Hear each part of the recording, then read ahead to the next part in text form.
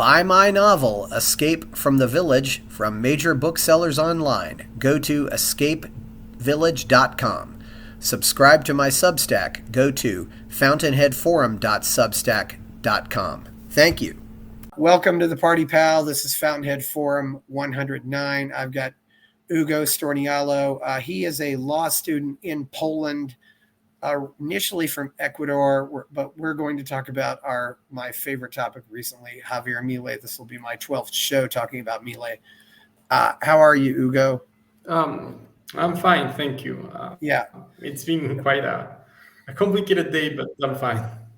Yeah, that's good. Yeah. So first of all, how did you first discover Javier Milei? Well, I mean, for everyone in Latin America, at least the ones that were close to, let's say, a liberty movement, part libertarian, part conservative, right, liberal, whatever, Milei has been a presence around since 2017, 2018. I mean, he was a fairly popular, TV personality back in the day. He was an economist, economics professor at the university in Argentina. He used to do a lot of media appearances on social media. He was growing a lot, so there were a lot of people who were becoming his followers. I mean, I was among, I wouldn't say the first, but I mean, I knew very early on, kind of been following his career, not without many, issues from my part, because I think that Milei represents something good, but not completely good. But yeah, it's been a while. Yes, it has. How did you become a libertarian? I'm not technically a libertarian, even though I was a fellow at the Mises Institute. I contribute regularly to the Mrs. Wire and to other publications. I wouldn't consider myself a libertarian. I kind of fluctuate between libertarian and conservative. No, I wouldn't call myself a fusionist either, because I don't believe that that's the thing. I just believe in things like, natural order, certain freedom of exchange, sound currency, limited government, but not in the constitutional sense, more in the inconstitutional sense. Kind of like that. I didn't become a libertarian. It was for me just something. I began to learn about the ideas.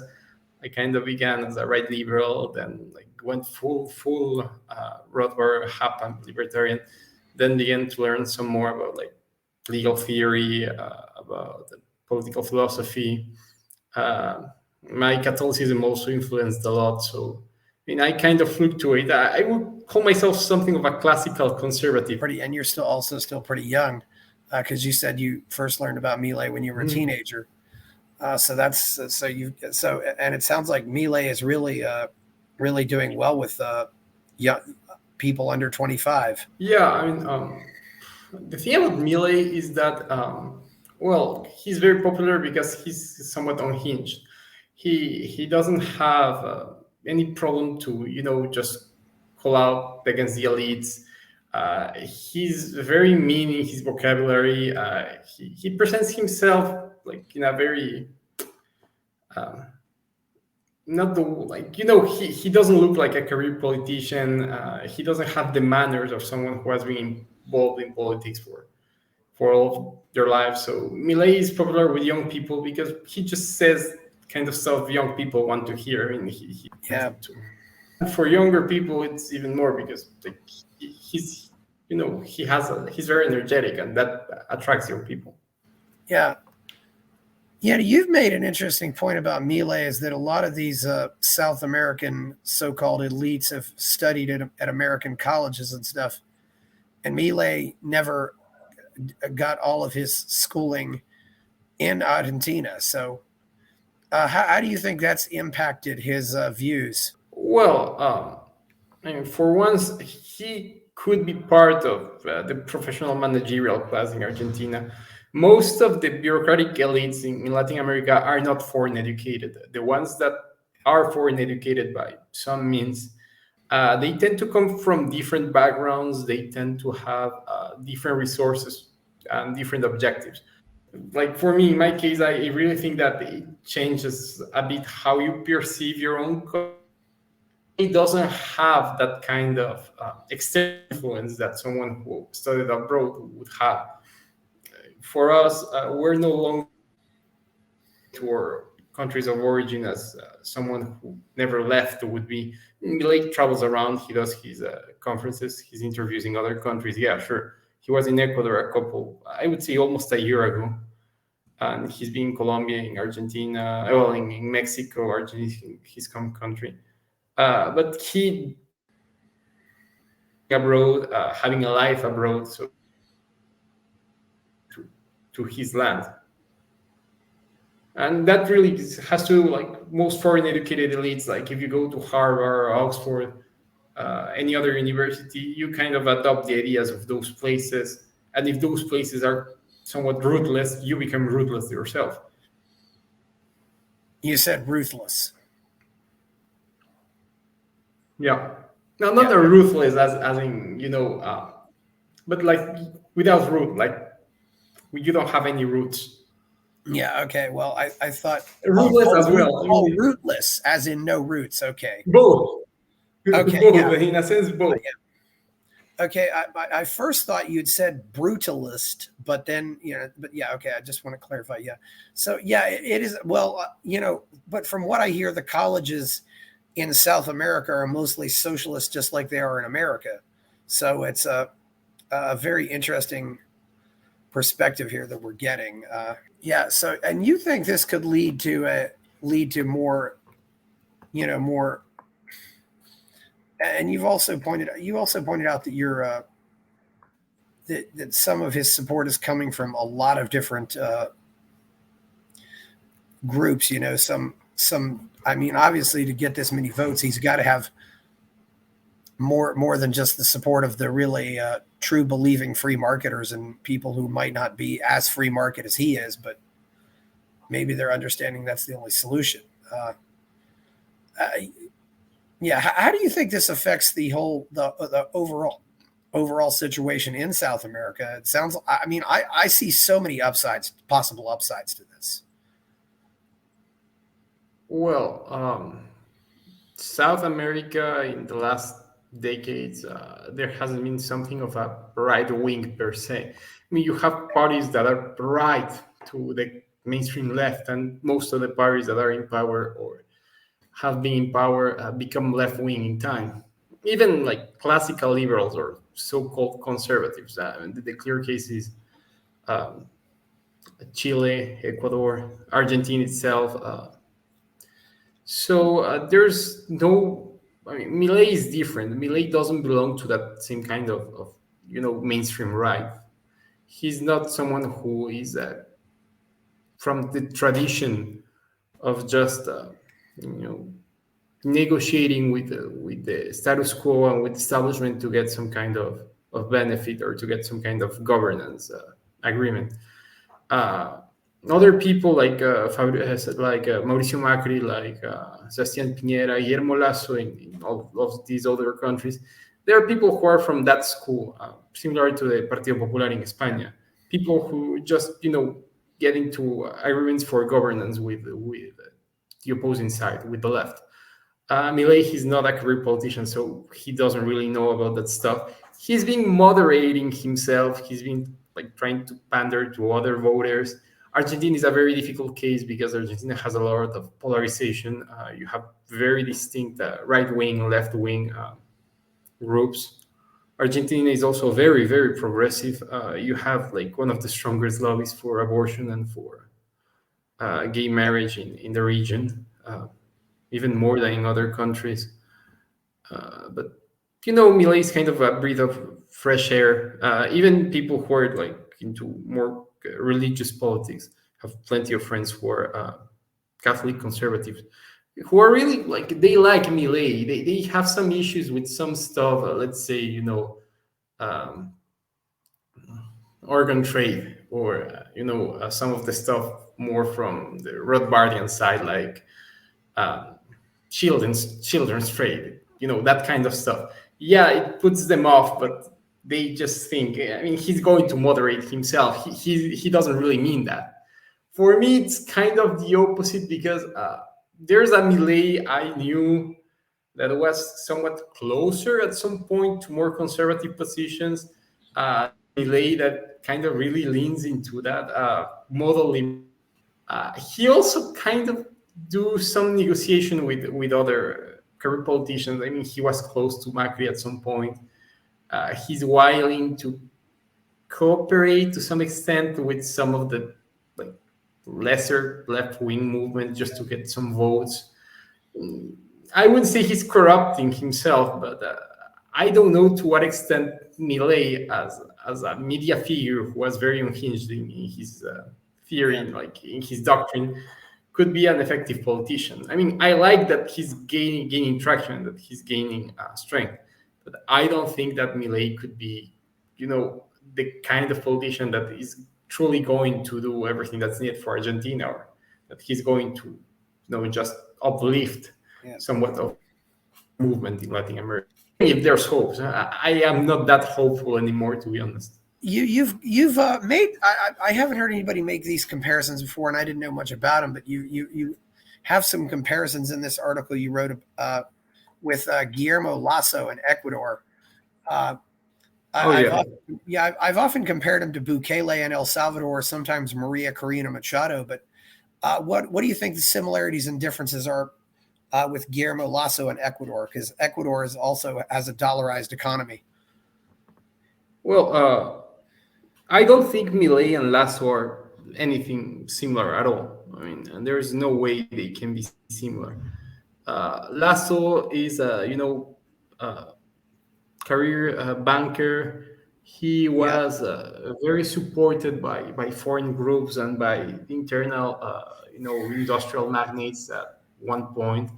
He also kind of pandered towards the left-wing leaning government of Rafael Correa at the beginning. I mean, Lasso is too establishment to be an effective libertarian, which he claims to be somewhat, or an effective conservative, which he's not really, because he's not really part of the conservative tradition. He's just part of that kind of right wing that is establishment, and that they apparently defend some sense of freedom and some sense of tradition, but not really, like rhinos.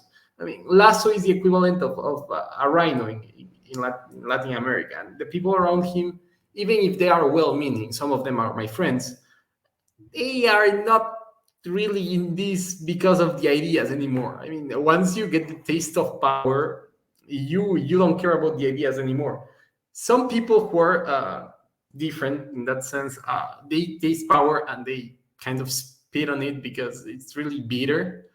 And some really, we don't really get to have anything about it because it's not our thing. I mean, we are better, doing research or in academia. Power in Latin America tends to be a very, very corrupting substance. And I mean, once people who are like kind of free market leaning, they get into it, it doesn't work anymore. Lasso, compared to Milei, I mean, Milei is Milei is younger. Milei has a stronger foundation in economics. Milei doesn't seem to be having, different allegiances. He doesn't have to pay favors once he's in power. He doesn't seem to have to pay favors once he's in power. For Lasso, from the very beginning, everyone had that impression. And in the end, he wasn't effective for what he really needed to be effective. And that's not economics. That's not, let's open the market for everyone. It was more, we need security. Yeah, it's certainly a lot of security. Yeah. I have to, we got to say too, though, also, in spite of the free market rhetoric, people who come from banking backgrounds, they usually don't do us much good.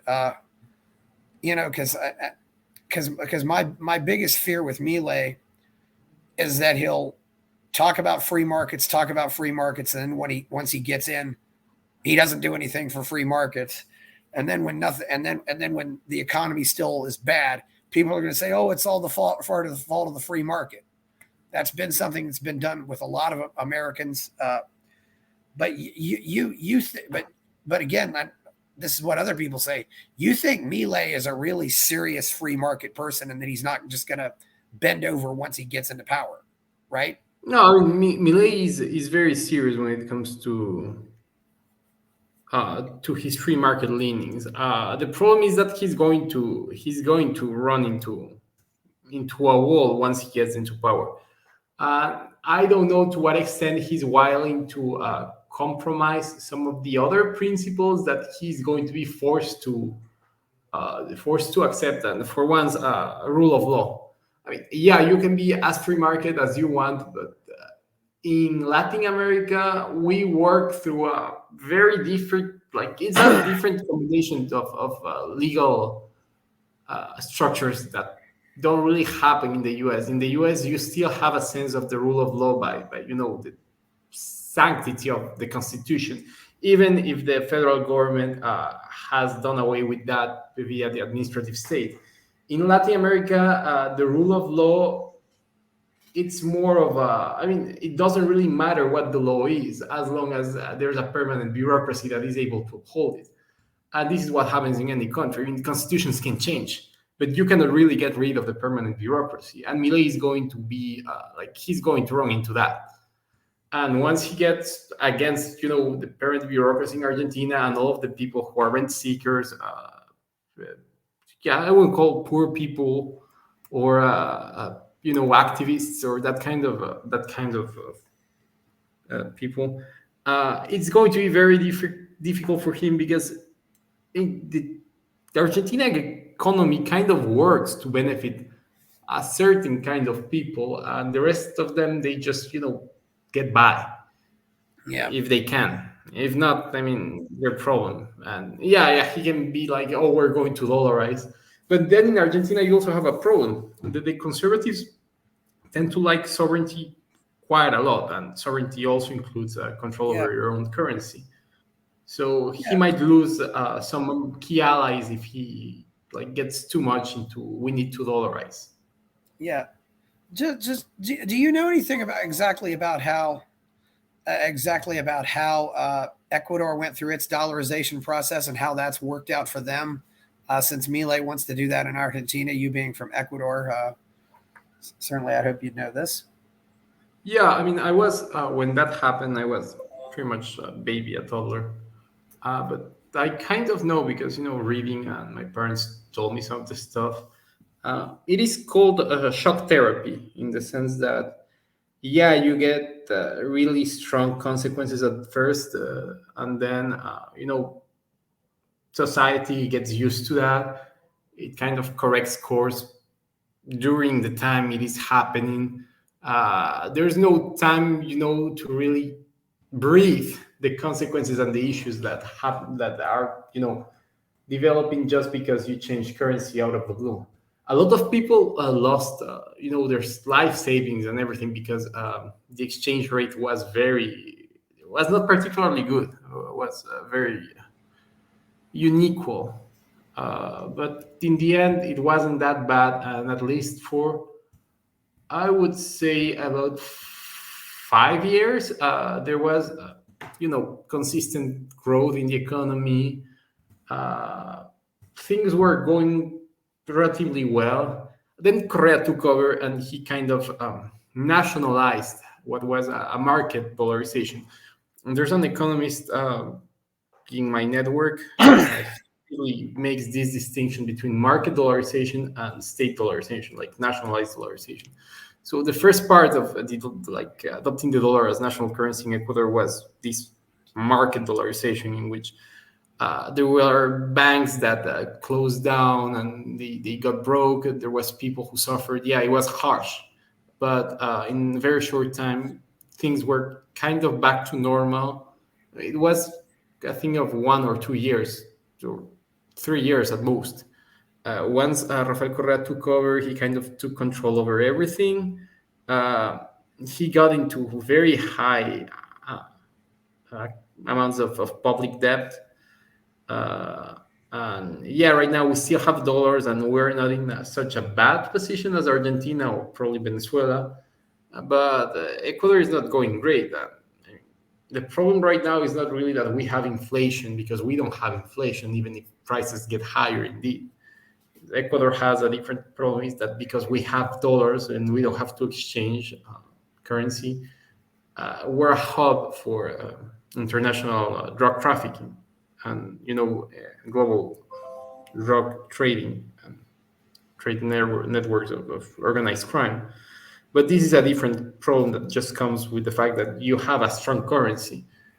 In other countries, you have certain levels of organized crime and all of these issues, but it's more controlled because you don't deal with a strong currency. I mean, your country is not a hub. Argentina is not a hub for organized crime. Ecuador became a hub for organized crime in time. Yeah. Of course, the organized crime has a lot to do with the drugs and stuff. I've also heard there's some organized crime down there. I mean, what potential do you think Milei could have any problems with organized crime if he gets in there? I mean, is there anything that riots or anything like that? I mean, those are certainly things that would worry me because the socialists are going to go nuts if this guy gets into power. No, I Because mean, they're always going nuts, but they're always going nuts to a certain degree. But they'll turn it up as high as they can with this one. yeah, I don't think Milei is going to have to deal with that. Yeah, that there are going to be like demonstrations and stuff, maybe. That press in Latin America tends to just put him as far right because he's not like normal, like mainstream conservative, which is pretty much a rhino, and he's not left wing. I mean, he's not progressive. Uh, but if he gets into power, he was already a congressman for a while, so I mean, it's not like he's not able to do that. Yeah. But I don't think he's going to have to deal with like insurrection or with organized crime. Argentina doesn't have a culture of organized crime to the extent that maybe Colombia had it in the day, still has with the guerrilla. Yeah. Ecuador has right now, Mexico. I mean, it's not the same kind of culture. He's going to have it easier, but that's also why he has to play it probably better. And his most important ally in that sense is like more some of the most conservative elements around him. I mean, back in the day, he was supported by a veteran who was leading pretty much a Christian nationalist movement, Gomez Centurion, like pro-life and everything. I mean, they got along quite well, even if there are certain differences. Milei as well, he's very pro-life, and he has a support from that movement in Argentina. Even if as a libertarian, he could not really take that stance. But if Milei wants to have like a clear hold on institutional power, if he gets into government, he has to play it cool with the armed forces. He has to play it cool with more conservative elements, and yeah, he has to direct everything he has against a certain, the term the cathedral from Moldbook. He has to go against pretty much academia and some of the permanent bureaucracy, especially rent seekers. Yeah. The rent seekers are always going to be a problem, and and they'll certainly try to do things to derail anybody who wants to create free markets. You've mentioned that Milei has a very broad some of his supporters are coming from different backgrounds. That you mentioned, a soldier and some other people. What do you? What is the profile of the typical Milei supporter, or is there a typical profile? Yeah, I mean, it's mostly a young man from 20s, 30s. Uh, I wouldn't call them particularly educated. Most of them are trying to get into the university or working. I mean, he attracts people who are either, struggling with finding work or trying to find work, or just people who are critically and terminally in line. He also has support from other people who are like growing into him. That was his like base support back in the day. Right now, I would say that's more like working people, middle class. Uh, because of his pro-life stance, he might be like he can be alienating to some most progressive women, so I wouldn't count them among his supporters. Some conservative people, more or less. I wouldn't say that most Argentinian Catholics would support him, especially like hardline Catholics. I mean, most of his people are really middle class working persons.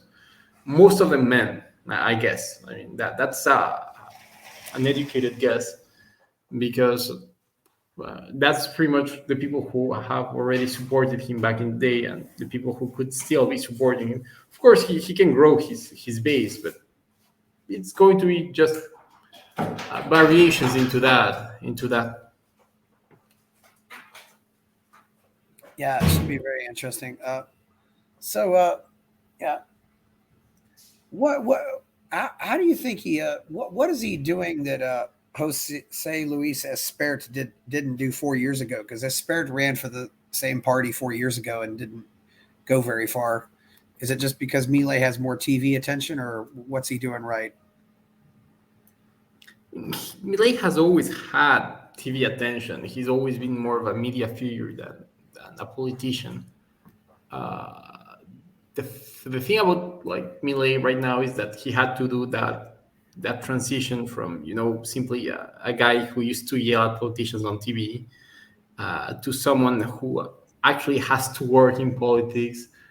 I mean, it's different, it's very different. It's like if you remember, Pat Buchanan, or if you think about Tucker Carlson in the US, you might see them as politicians at some point, yeah, but right now they are not really. I mean, Buchanan was not a politician until he was, and Tucker, he's not really a politician. I mean, he's a media figure, and he's like a conservative influencer, if you want. Especially right now that he's only online, he no longer has a TV platform. But Milei, huh? Milei began as a media personality. Milei began as the eccentric economist who appeared on TV and would just yell at politicians to um, go to go f themselves. So that's pretty much who Milei was, and who Milei tries to present himself even as of now. But the Milei politician, he's a guy who no longer has to teach economics or do controversy on TV. That's a guy who has to work, has to do policy, has to propose stuff. I mean, he didn't propose much during his time in the Argentinian National Assembly. So it's kind of different, and to see what could change once he get into the executive, because it's a very different branch of government in which you actually have to do stuff, and you have to have people around you that are able to do stuff. So, I mean, for me, that's the difference between authority and power. Milei was somewhat an authoritative figure because he was well liked and well known and well respected for being, genuine. But the Milei politician, I wouldn't consider him the same. Milei as a politician is not the same as someone who just appeared on TV. And even if he tries to present himself as such, I mean, he has to prove that he's actually able to execute, to put into practice all of the things that he used to say as a media personality. Yeah, that's very interesting. The difference between authority and power.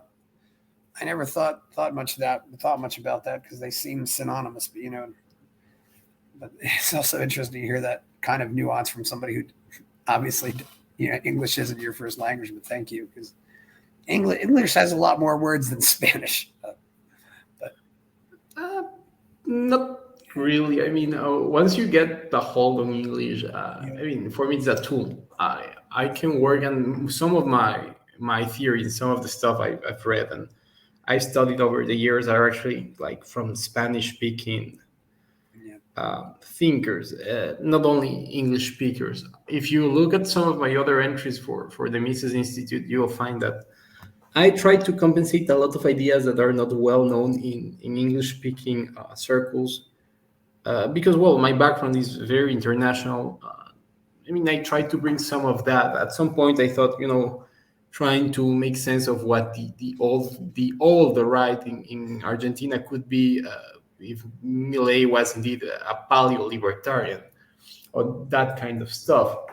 The problem is that the audience of this liberty movement tends to be very centralized in the U.S. It's not like the rest of the world has the same kind of constitutional or classical liberal traditions that really get into the same context. In Argentina, you had like a fight between people who were kind of way more centralist than the federalists in the U.S. and the Federalists, which were not exactly the same as the anti-federalists in the U.S. or like Yeah. Confederates later on. In Ecuador, you had more of a struggle between Catholic conservatives and secular liberals, and later on populists and progressives, like radicals in the Jacobin sense, and then moderate progressives. In Mexico, you always had either caudillos or some kind of duocracy between two parties. And in the rest of Europe, you have like this long tradition with monarchies and with like reactionary politics as well. Not to say about fascism, which is completely different as a phenomenon. But the thing about like these ideas is that it helps me nuance some of the stuff, like the distinction between power and authority I mentioned a while earlier was from a Catholic jurist from Spain called Álvaro Dors, who was a professor of Roman law. Roman law is not that well known in American law schools, but in Europe and in Latin America, it's really essential. So, yeah, it's that kind of stuff I try to nuance my thought with. Yeah. You know, Milei has made some, I think, true and fair comments about the Pope being a communist. Uh, how is that? How have Catholics in Argentina and other countries reacted to that? I mean, I mean, do they agree that the Pope is a communist, or do they say you can't call the Pope a communist? You can't say negative stuff about the Pope. What's been the reaction? Well, it really depends on the kind of Catholic you are. Latin America tends to have, these cultural Catholics, which are very, they go to mass every Sunday. Um, they really just try to live their faith, but they are not that much of a Catholic.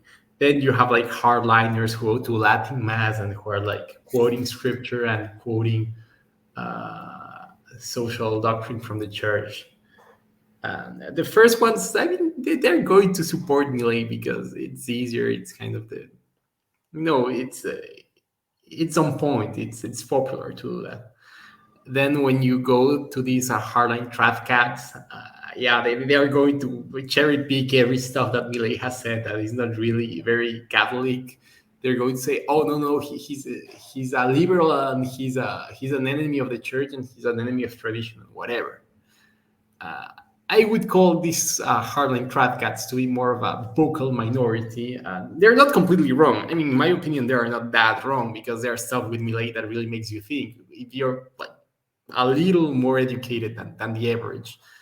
But on the other side, I think that they overreact.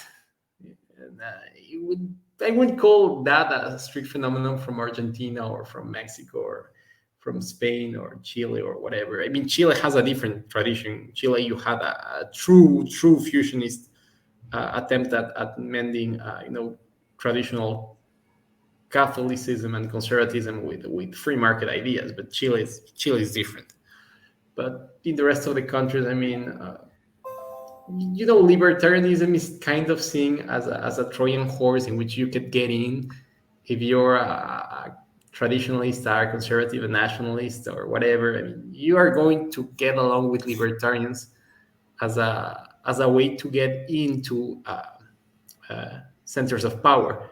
But the ones inside, you don't really get along with them anymore if you don't have something to share. I still share a lot with my libertarian friends because I still believe in free markets and in sound currency and in you know pretty much a sense of freedom as an important feature of organized society. But I wouldn't say I'm like a hard libertarian. I mean, I would be more on the paleo side, not strictly libertarian, because I believe that tradition and some issues that are not really economic in nature are as important as freedom of exchange and uh, freedom of in general economic freedom. Yeah, yeah, certainly.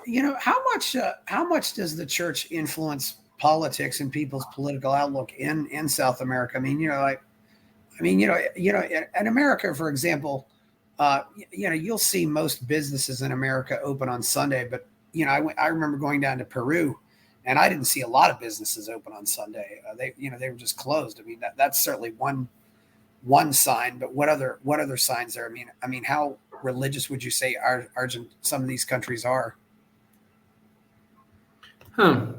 I mean, living in Poland, where businesses are literally closed on Sundays, well, that's different. Latin America is way more open than Poland when it comes to the influence of religion in in politics. So I mean, yeah, people are going to try to like if they are really good followers of the Pope, they are going to lean a little bit more progressive. If they are Catholics but they don't like the Pope, they're going to be more conservative-ish. Uh, I mean, it's religion is central, but I wouldn't call it like the central issue. It's like it's around, and especially like the leanings of the Catholic Church are going to be around in how a person really leans into one side or the other in politics. But it's not the only thing that really creates that those leanings. Yeah, yeah, certainly. I mean, you know, since you're a law student, what kind of philosophy of law do you think Milei has? I mean, uh, not from. I mean, I don't know how familiar with these countries' constitutions and how they operate, but what philosophy of law do you think Milei does have? We don't have the same kind of legal philosophies as in the US, so it doesn't really matter anymore. I mean, Millet can like it's not like we are originalists or living constitutionalists or whatever, because we don't have a rule of law in the sense that our constitutions are sacred. No, our constitutions are very changing. The Argentinian constitution may still be formally Alberti as a very important liberal in Argentina who was a statesman. He was never a president, but he was the statesman behind a lot of the policies that made Argentina a very wealthy country by the end of the 19th century. Uh, anyway, the thing about the Argentinian constitution is that it can be formally something, but not anymore. That happens in any other country in Latin America. You have formal rules, sure, but that doesn't mean that you have to follow them to the extent that yeah, you're going to be an originalist or you're going to be a living constitutionalist if you want to just do activism everywhere. Millet doesn't have a legal philosophy in that sense, and no one in his team has a legal philosophy. As I wrote a book on Ecuadorian constitutional law last year. I got it published. My book was an attack on the Ecuadorian Constitutional Court because I realized that they were using pretty much the same kind of activism that is used by the Supreme Court in the U.S., but in a much stronger sense. Because if you don't have a strong constitution with a meaning, you can do whatever you want. I mean, you can exercise power in any way you want from the court. I mean, and it's not like courts are that important or as important as other branches of government in Latin America. In some countries, they can even they can even be like the power behind the power or the power above the power, as in Ecuador.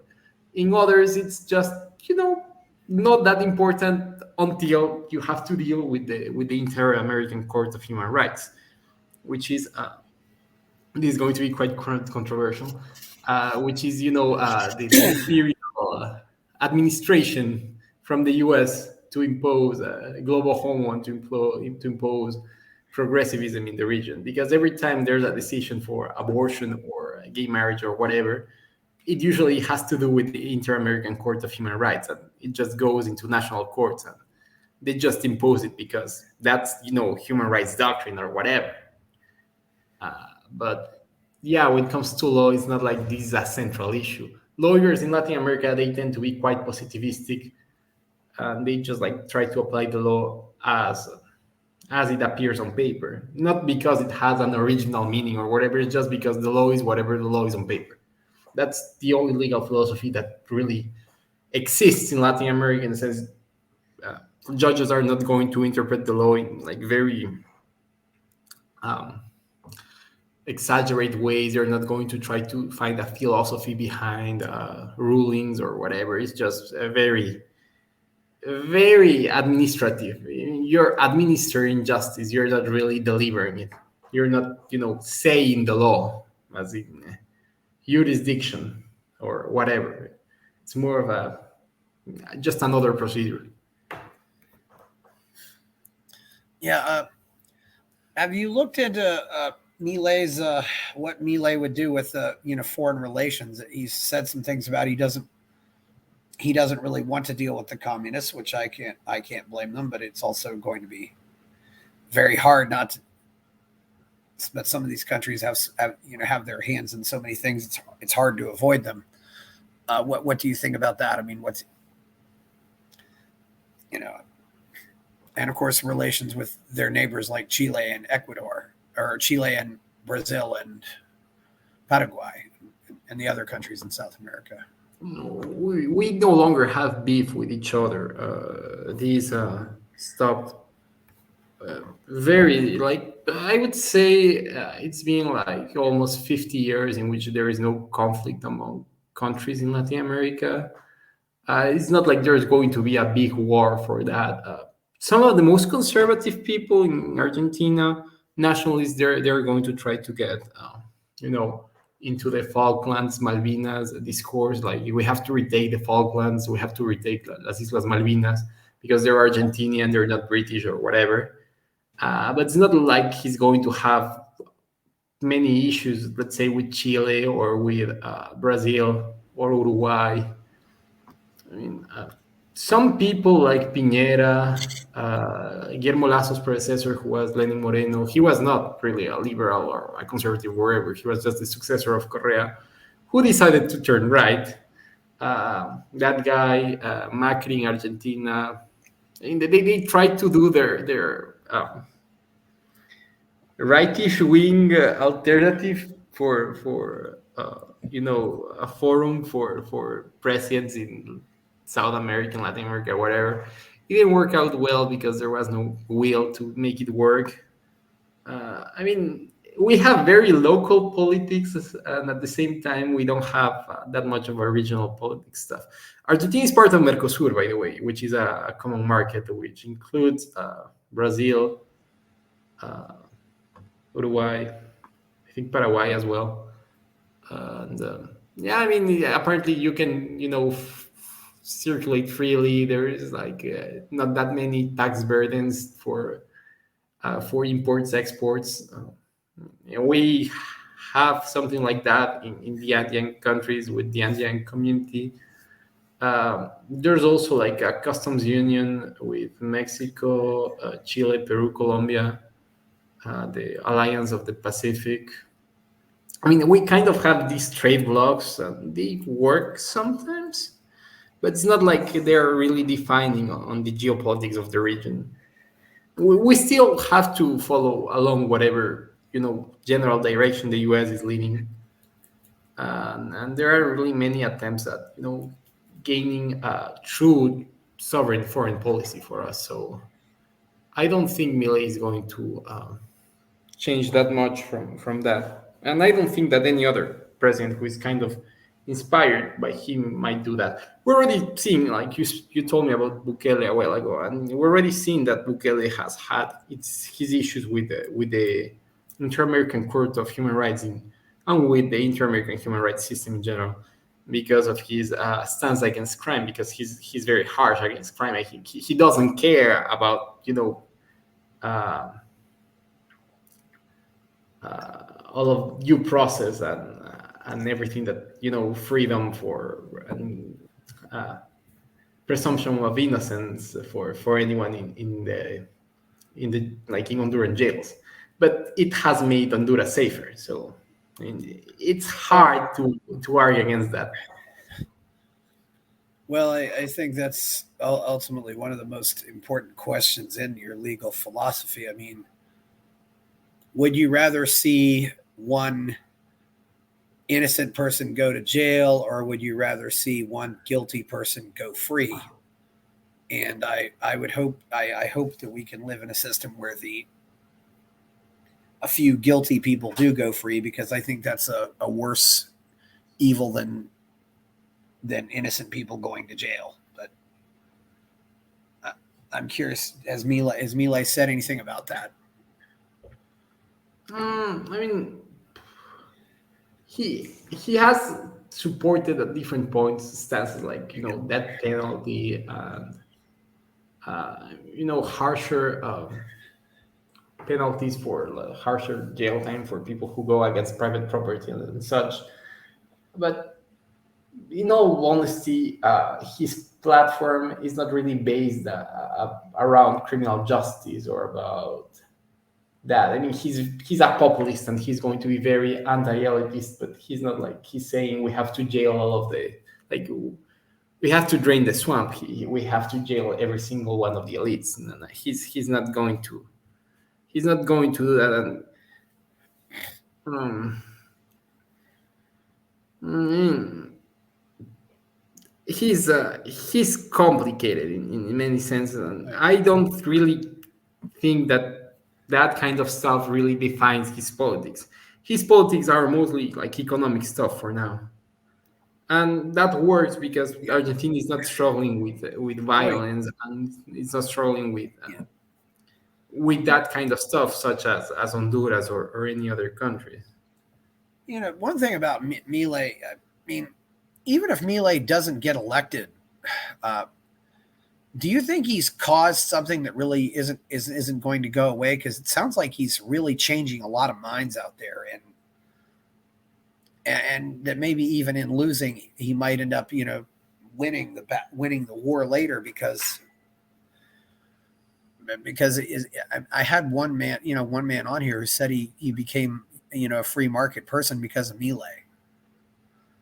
Is he changing minds? Is he causing a cultural revolution in South America? Oh yeah, yeah. Since Milei has become so popular, Yeah. he really has gotten people invested in Austrian economics and libertarian philosophy. That's true. I don't think that's necessarily a good thing, and this is going to be like kind of my controversial take on this, and that is that libertarians have become somewhat more collectivistic, even if they disagree that they are collectivistic. I mean, I became more of a conservative because of that. It's because conservatism for me like allowed me to be more open-minded to some ideas and to be more eccentric. And conservatives don't really expect you in practice to just fall in, as long as you keep civility, as long as you keep a certain you know believe in the perennial stuff, traditions, family, faith. Yeah, you're good. I mean, you can debate stuff because conservatives are more open about that. Libertarians tend to be very, very doctrinal, very ideological. The more you disagree on some stuff, the less they are going to agree with you, and they kind of act in a collectivistic way. So I mean, yeah, it's good that he's getting people invested in libertarianism in Austrian economics.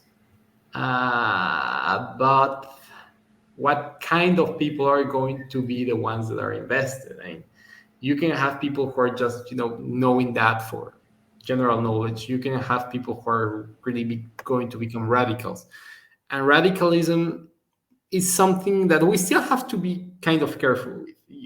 I can accept like very high educated radicals, but I have my issues with people who just radicalize themselves because they have nothing else to do. I mean, if you're an academic and you become radicalized, there's a sense of why you became radicalized. If you're just I wouldn't call you even a university student. If you're someone, a kid that just began to read stuff and just took it for granted and took it like as Well, it was sacred word, it's going to be complicated, and that's not going to be good for the movement or for Milei, well, for Milei's, objectives.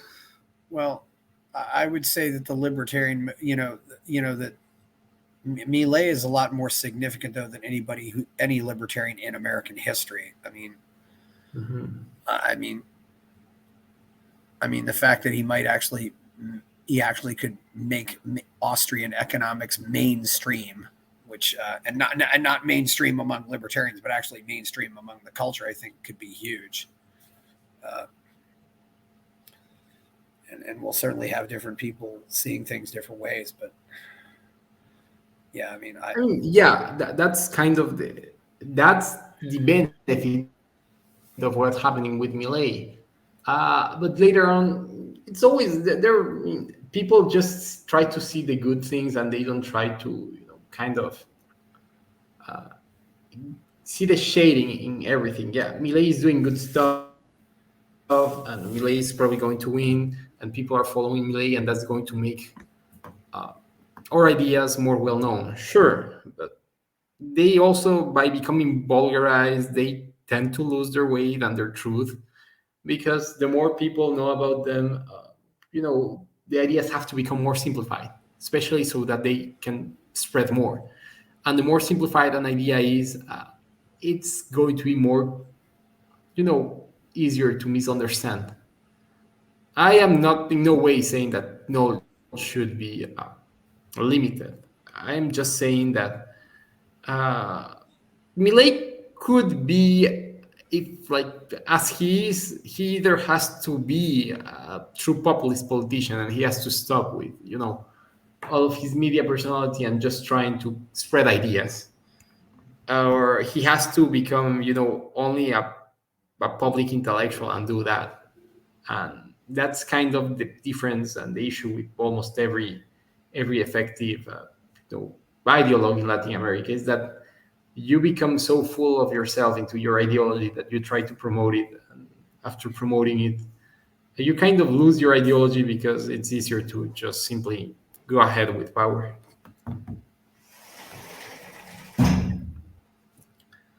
do you think there's a chance that if good things don't happen quickly enough that the public will turn on Milei and say like you made all these promises and you haven't delivered? Oh, that can happen. That can happen a lot. I mean, that's kind of what happened with Guillermo Lasso.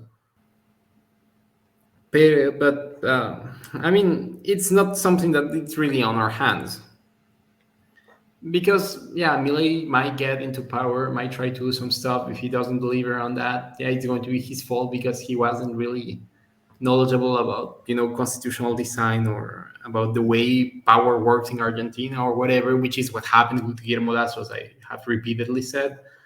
Yeah, he might have bad advisors as well, which is a strong possibility. Yeah, it's going, like, if that happens, it's going to be a huge hit for like the liberty movement or whatever. Why? Because it's going to prove empirically, so to speak, that libertarians cannot really wield power because they are not effective with power. And this is my fear with Milei.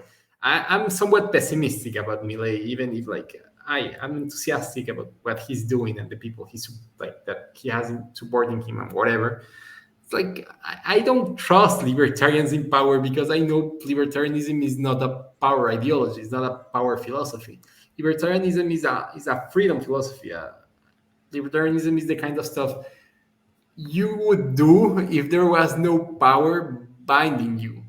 Uh, when you wield power, you have to consider very different variables, very different contingencies and circumstances. Power is a very different substance than liberty, and they're often in contradiction.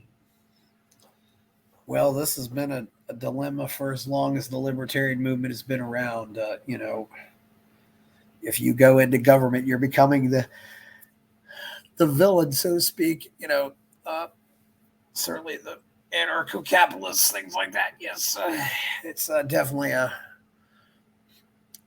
tough call. It's definitely one of those things that I don't know if it's a debate that will ever go away in our movement. And Yeah, and that's ultimately why I don't consider myself a libertarian anymore, because I mean, I had my taste of how power works, because I work at the National Assembly in Ecuador for a while, and I mean, I have studied that from very different perspectives. And yeah, I mean, freedom is great, and we have to fight for freedom, and we have to consider freedom in the best options we have and everything. But power is different. When you get into power, you have to think in a different way. You have to consider other objectives. It's not like we have to free everything. Yeah, you free everything, and what happens next? I mean, you have to make people long for freedom as well. You have to make them guide themselves to freedom, and that doesn't work that well because power also corrupts. It's not like, well, power attracts corrupted people because it's a very, it's how power works, but power itself also corrupts even the best of people because it makes them easier to either to be manipulated, to manipulate. It makes them more complacent to certain dynamics. So yeah, and I would be careful about where Milei is putting himself. I wish him best, but he has to return to a more grounded perspective. And I mean, that's why I would insist he needs to be closer to bona fide conservatives, to Catholics, to nationalists around him than to more libertarian kinds. Because he can compromise on libertarian principles and he's still going to deliver good results. But if he tries to just apply too much theory, he might end up not applying anything, and it's not going to have the result he's looking for. that's true. So you worked in the national office in Ecuador. How did that shape your philosophy? It sounds like it changed your ideas. What did you do there, and what did you I was what an intern specifically at did you the. change? Yeah, you were an intern. I was an intern at like a legislative intern at the National Assembly. That was almost at the end of my law studies in Ecuador and before going to the Mises Institute, before coming to Krakow to Poland. And I mean, I saw my congressman was fairly decent. The people around him, most of them were fairly decent, but no, there's something about the environment. There's stuff you see, stuff you hear, certain ways people act. It's like a certain smell, a certain feeling around you that makes you be uneasy. And that's corruption. I mean, I cannot explain it in any other way. That's corruption. If you're not used to that, you're not going to feel well. You're not going to like it that much.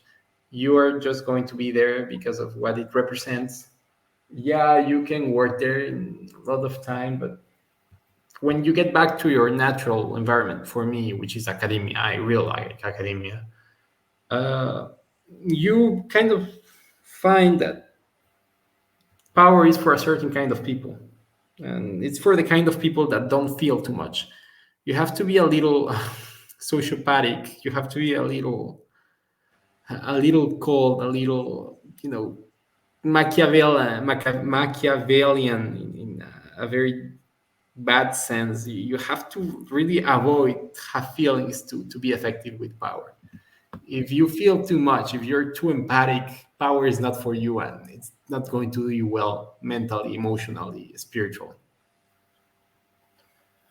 Yeah, yeah, certainly. It's yeah, certainly. It's definitely something you learn. Yeah, yeah. So, well, you have any other predictions, good or bad, for the future of Latin America? I mean, South America. I mean, what do you think about what's going on with El Salvador? I mean, Bukele is going well. He's going to have his issues with human rights stuff. The Biden administration is probably going to get after him at some point. Um, if they care, if they don't care, he's just going to keep going. The rest of South America, I mean, Ecuador has elections soon. There's a chance that the son of a perennial candidate back in the day might win. He's fairly right wing leaning. His opponent is the sock puppet of former President Rafael Correa, very progressive, also very corrupt.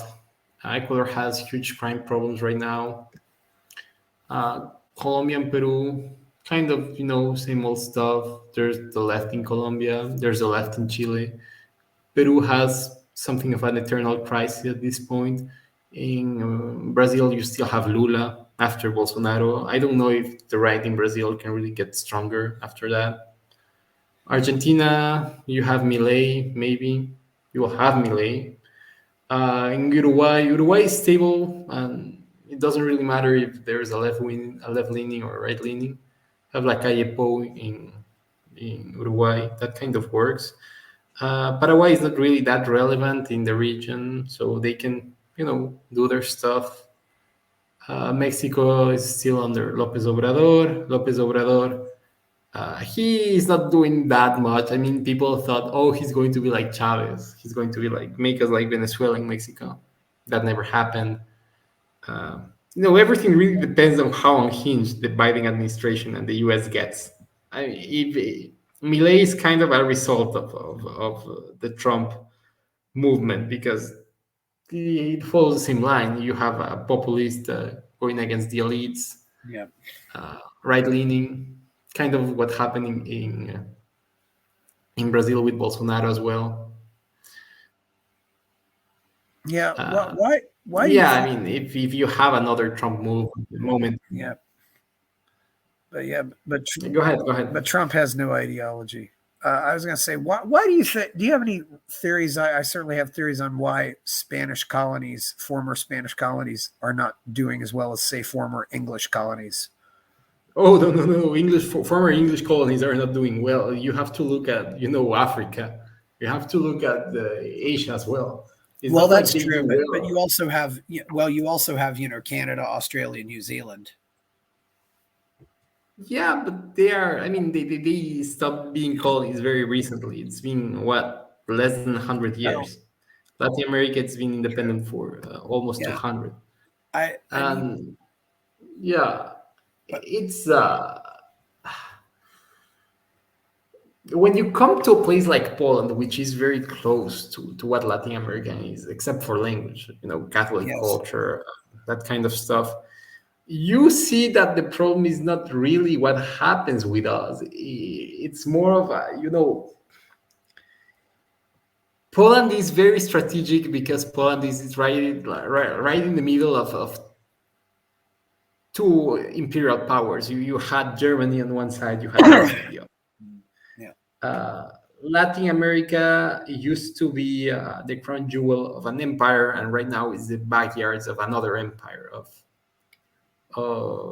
the United States. So Spain kind of took good care of Latin America, too much good care of Latin America to the point that the people who decided to rebel against the Spanish crown were either Spaniards that were like born and raised here in Latin America, or there were people who had very good connections with the Spanish elite, like military officers, people who went to study in Europe, that kind of elites. Um, so we just changed one elite for another, and we just changed one imperial metropoly for another. That's pretty much what happened. It just happens that being protected by Spain, then not being protected by anyone. You have various decades of civil war, both in Spain and in Latin America, kind of at the same time.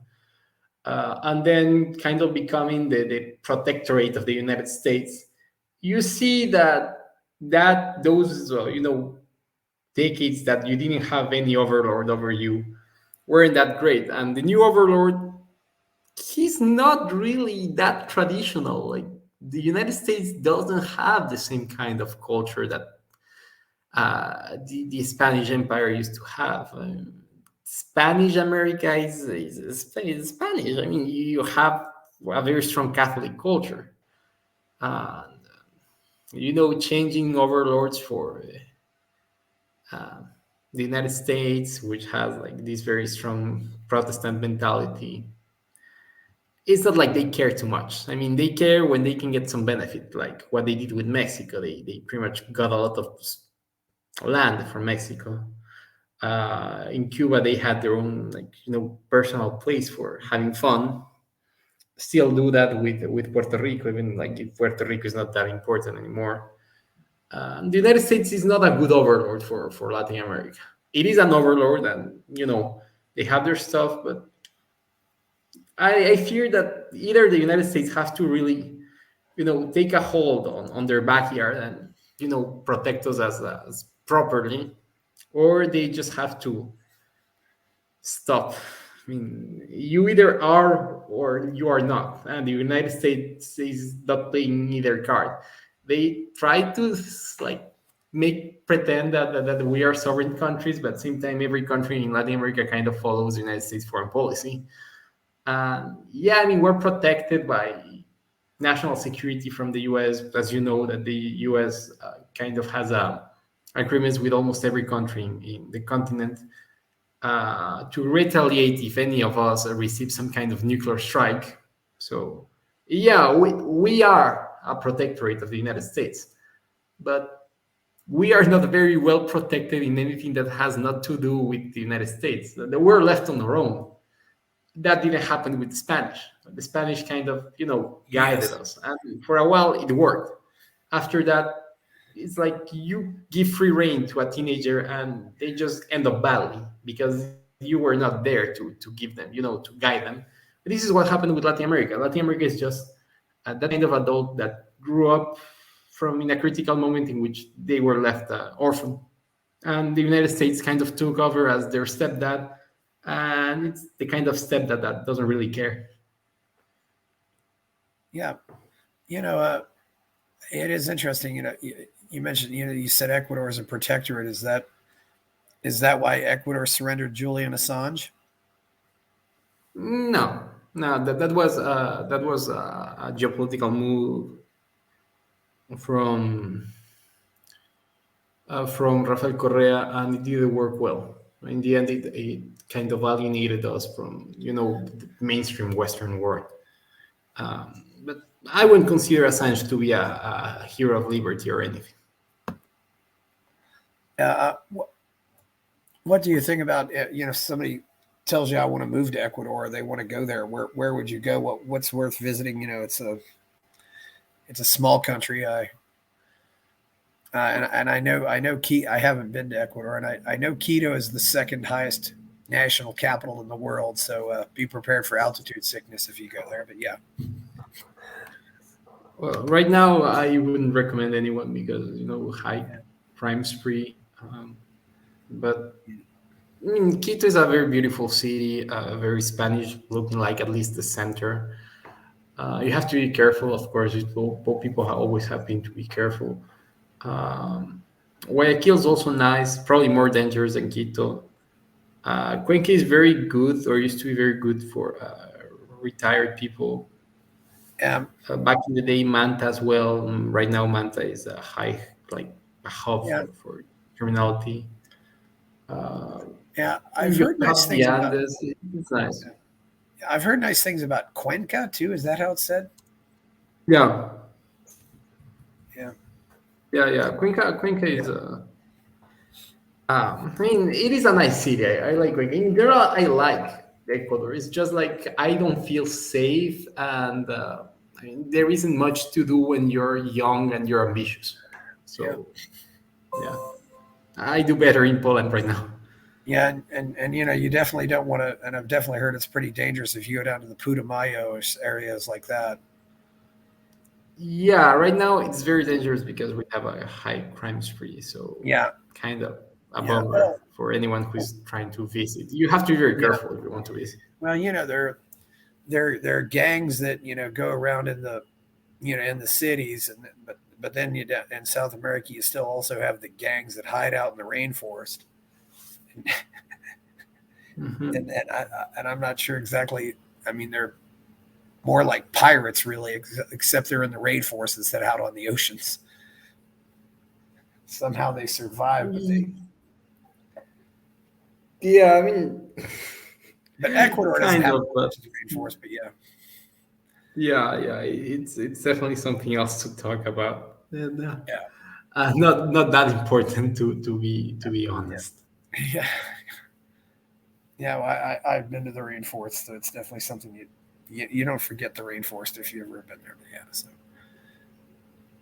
yeah, so well, it's been really good having you on here. So I appreciate our talk. Anything you want to say before we go? Well, thank you for inviting me. Sorry for all of the connection issues, but at least Yeah, I got to talk for a while.